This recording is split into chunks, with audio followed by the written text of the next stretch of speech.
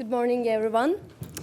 And I would like to thank Vicky and Jean for organizing such an important conference and opening it on a discussion on such an important topic.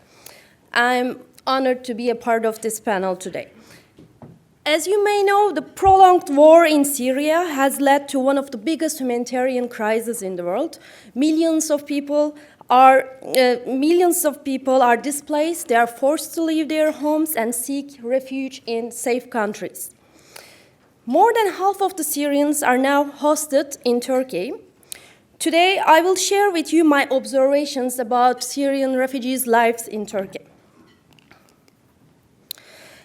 To start with, I just want to give you some numbers about Syrian refugees.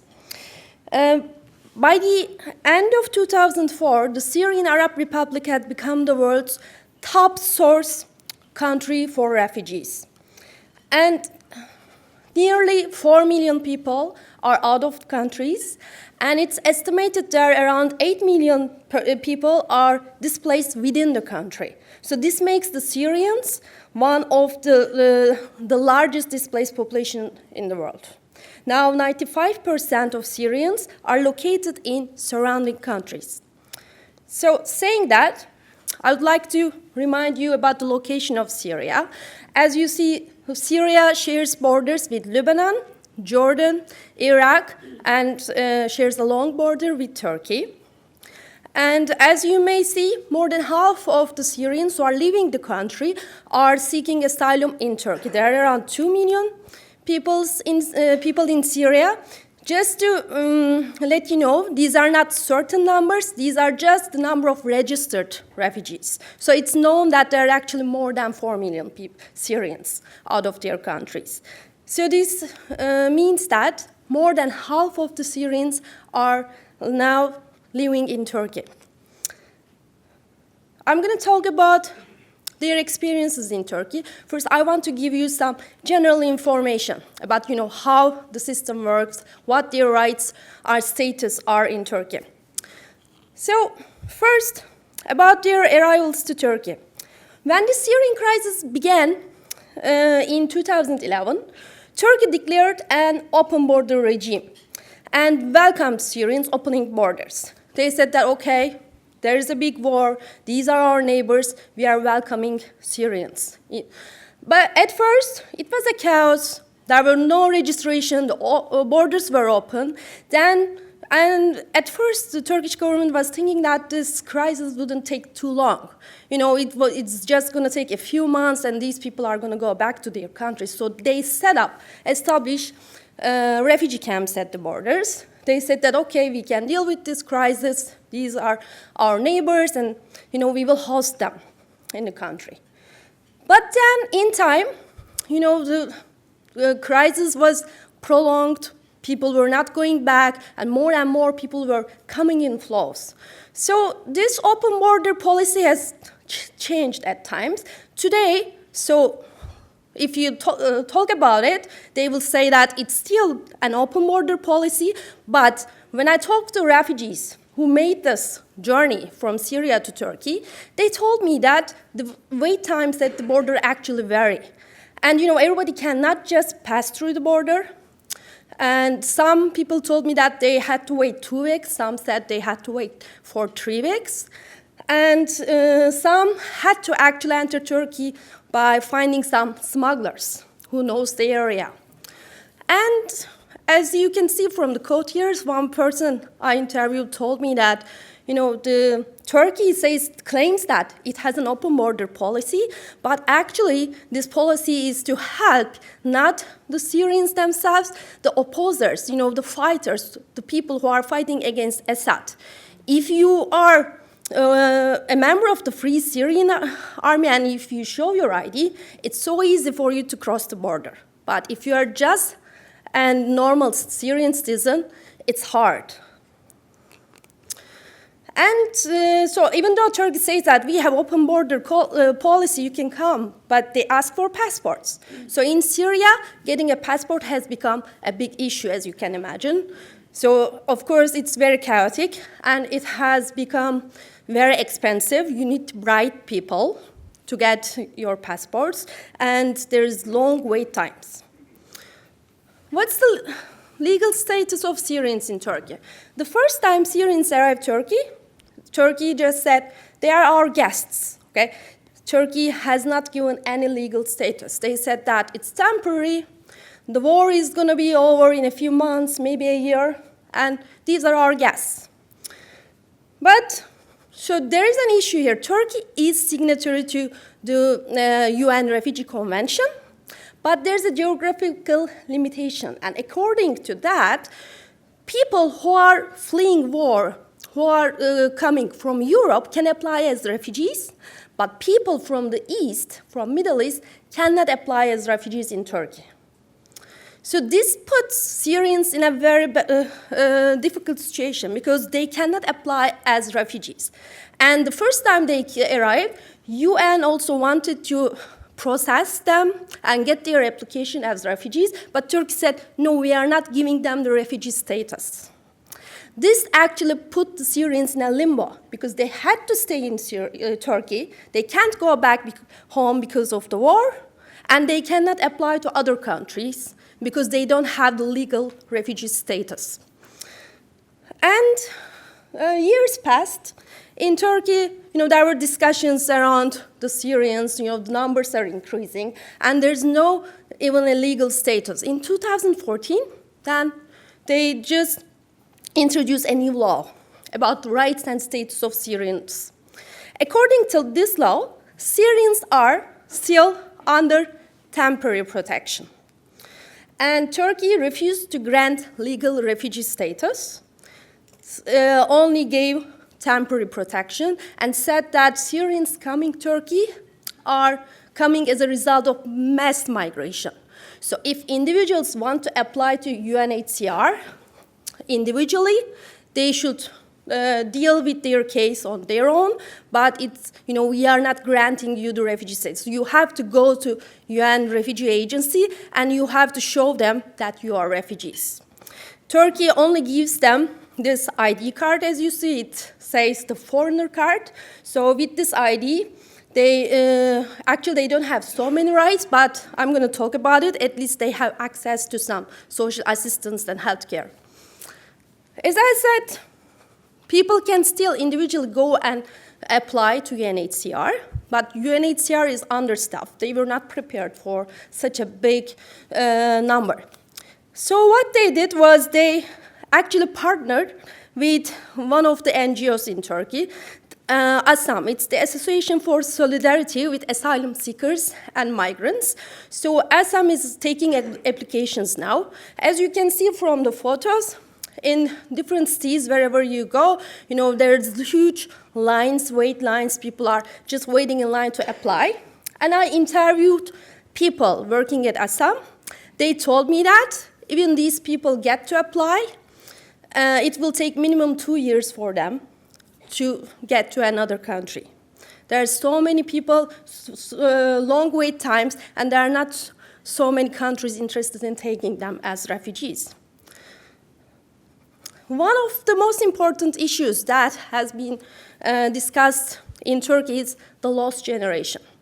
Now, they have been in Turkey for more than 4 years. Of course, lots of children are born in Turkey. The problem is these kids don't have any citizenship. Turkey doesn't grant citizenship.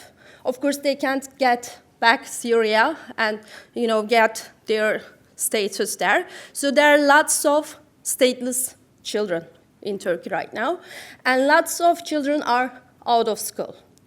There's a big problem about the new generation.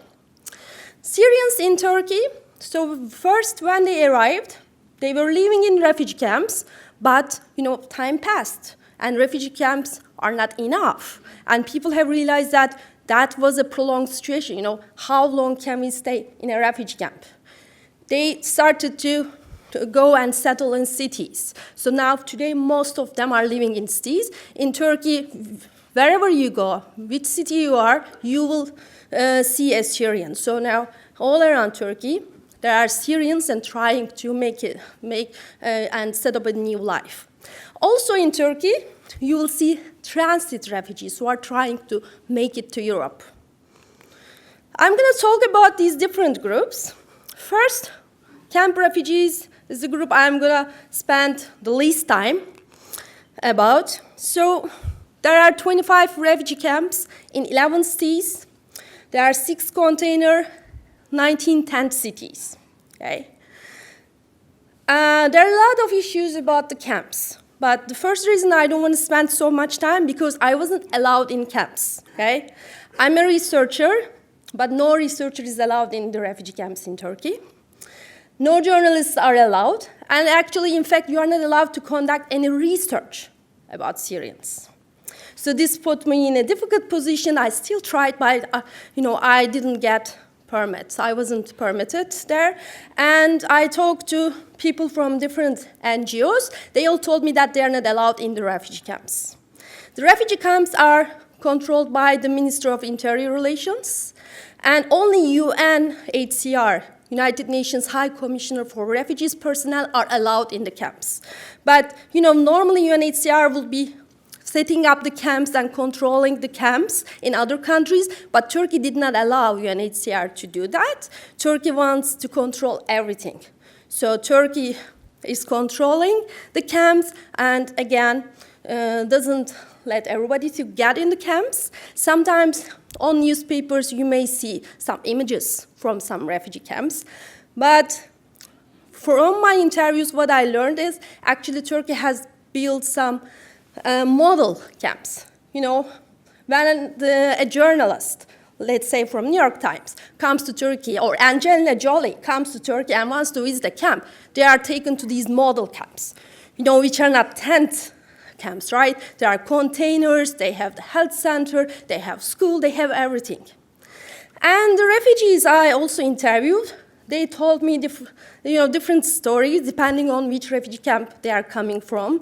They have good and bad experiences, but many told me about the lack of food. They said they are not provided with enough amounts of food. And schooling for kids, yes, UNHCR is trying to give education, but they say it's not enough. Also, biggest problem in the tents is it's very cold in winter. So I will share with you my observations. First, I will start from the urban refugees, which, as I mentioned before, most of the majority of Syrians live in big cities. I conducted my study in Ankara, so my focus will be on Ankara, the capital city of Turkey. I will talk about housing first, but just to give you a heads up, this is about the experiences of an average Syrian. Because, of course, there are Syrians who are rich, who were rich in their countries, and when they arrived Turkey, they were able to buy houses, set up their businesses. They still have a good life in Turkey, but of course these are minority.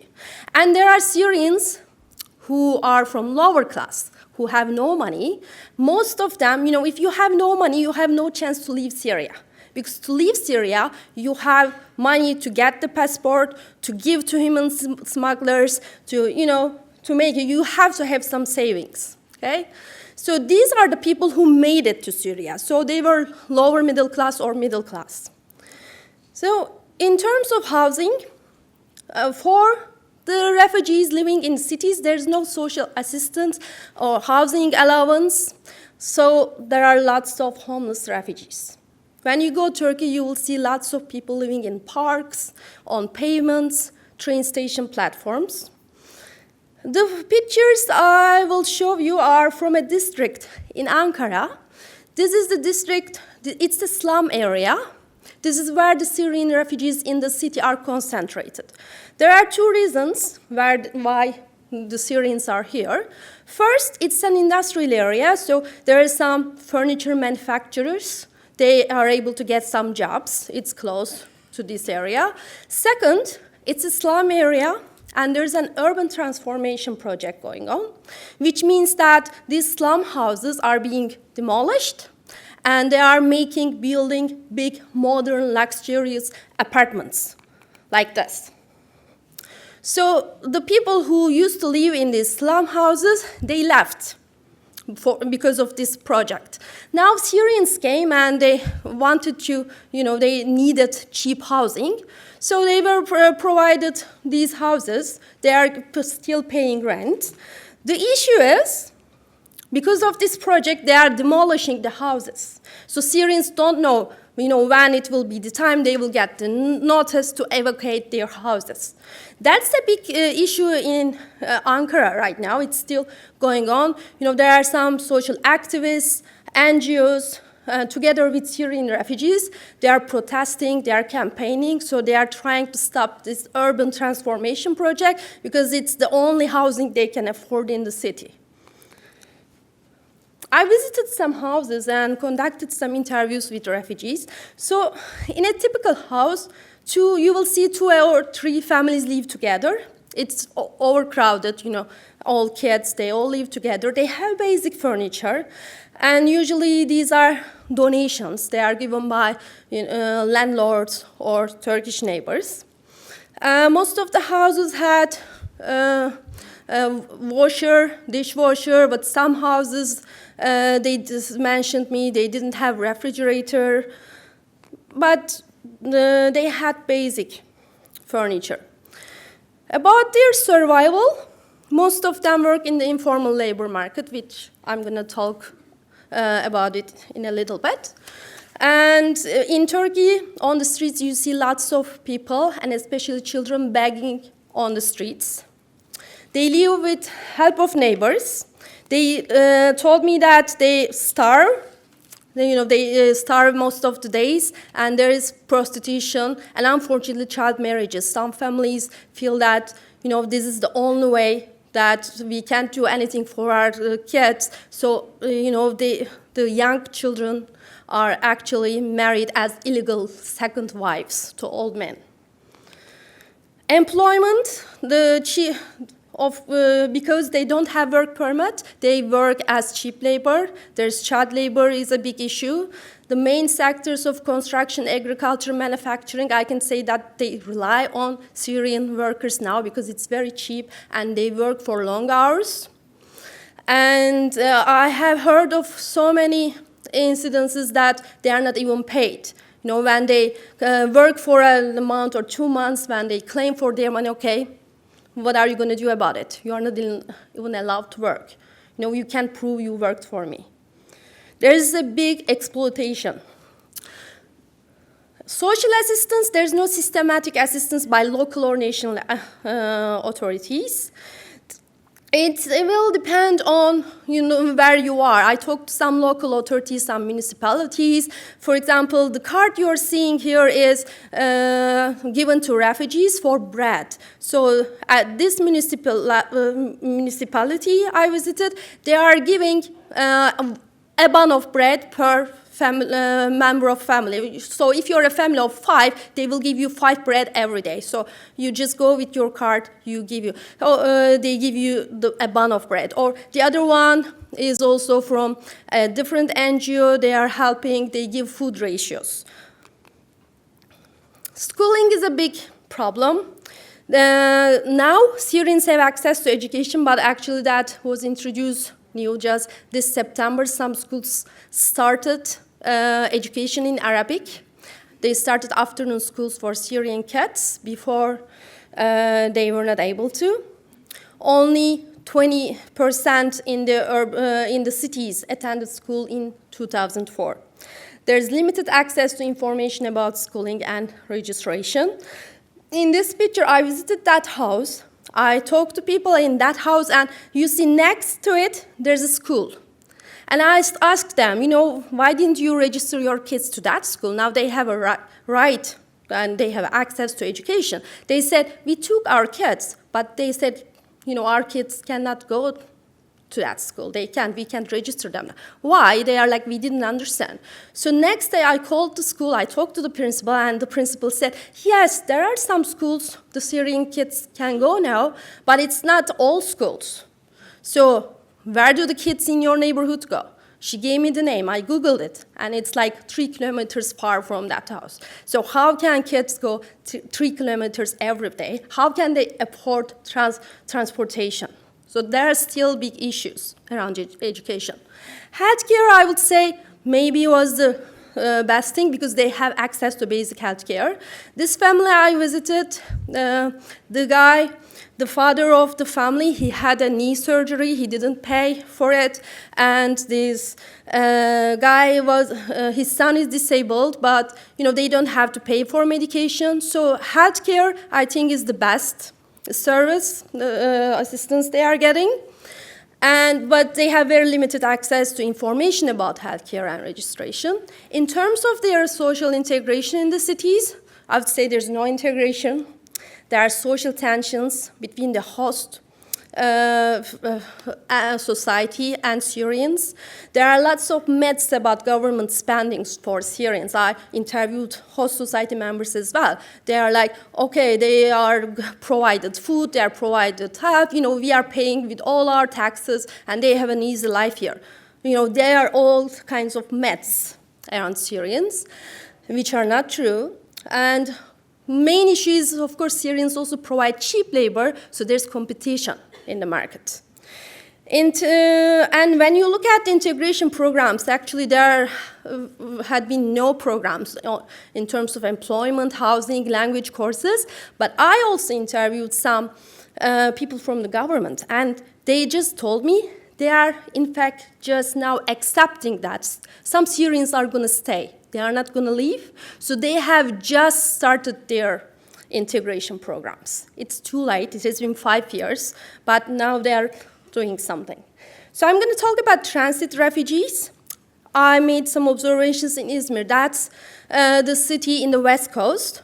That's the area, Izmir. And this is the Aegean city. And you see many islands there. These islands are Greek islands. That's why Turkey has become the major transit country for refugees who wants to go to reach Europe. As you see, if they come to these cities and by boat, it's not too far. So Izmir has become a big city where you can see the people, Syrians and other Middle Easterns, trying to reach to Europe.